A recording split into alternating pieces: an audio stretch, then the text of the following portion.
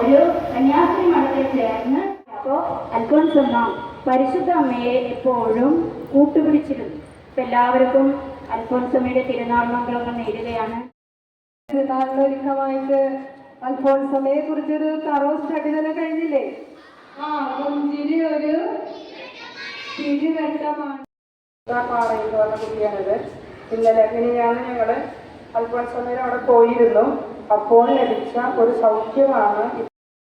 നമ്മളെല്ലാ വിശ്വാസം ഉറപ്പിച്ച് നമ്മൾ അൽഫോൻസമ്മയിലേക്ക് ഭരണകാലത്തേക്ക് പോയി. ഭരണകാലത്തേക്ക് പോയിട്ട് അവിടെ തിരുപ്രദക്ഷിണത്തിനും എല്ലാത്തിനും പങ്കെടുത്തിട്ട് ഇപ്പൊ കാലിനൊരു കുഴപ്പമില്ല, വേദന മാറി, സൗഖ്യം ലഭിച്ചൊരു മതായാലും എല്ലാവരും വിശ്വസിച്ചുകൊണ്ട് ആ സൗഖ്യം കിട്ടി. അതിൽ വിശ്വസിക്കുന്നു.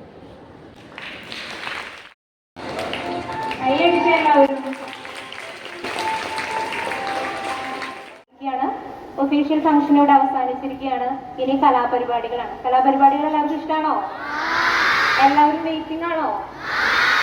Okay, for that I hand over this mic to Velga, and once again thank you so much for good morning. എനിക്ക് എന്റെ ഈശോയെ മാത്രമല്ല. It's time to start our cultural program, and it's me, Velga Jyoti, and studying in 9G. കുടമാളനെ വിരിഞ്ഞ കറുത്ത വെള്ളരിയെ എന്ന ഗാനത്തോടൊപ്പം നമുക്ക് 5ാം ക്ലാസ്സിലെ കുഞ്ഞുമക്കളെ വേദിയിലേക്ക് സ്വാഗതം ചെയ്യാം.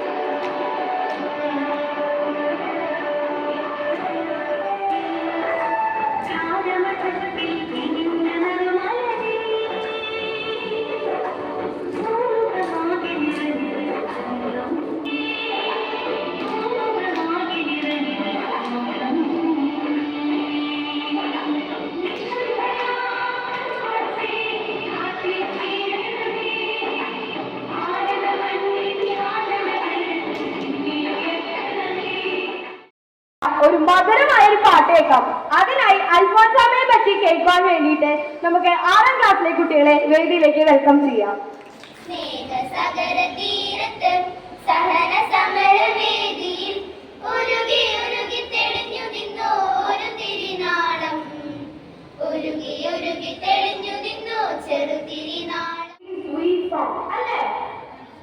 അടുത്തതായി ഇമോഷണൽ ആക്ഷൻ സോങ്ങുമായി 7ാം ക്ലാസ്സിലെ സ്റ്റുഡൻസിനെ നമുക്ക് സ്വാഗതം ചെയ്യാം.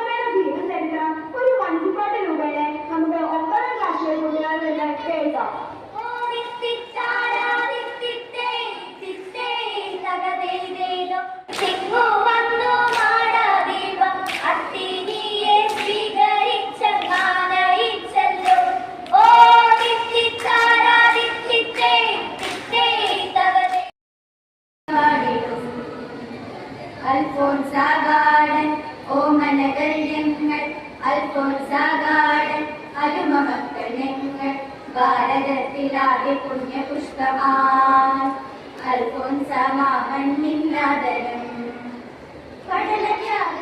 വിനയമേകിടുന്ന ചെയ്തികൾ ചെയ്തു യേശുവിൽ ചരിച്ചിടും. തങ്ങളുടേതായ കുട്ടികളെ അവരെ ഒരുക്കാനായിട്ട് വളരെയധികം അധ്വാനം ചെയ്തിട്ടുണ്ട്. എല്ലാവർക്കും ഞാൻ ഒറ്റവാക്കിൽ നന്ദി പറയാണ്.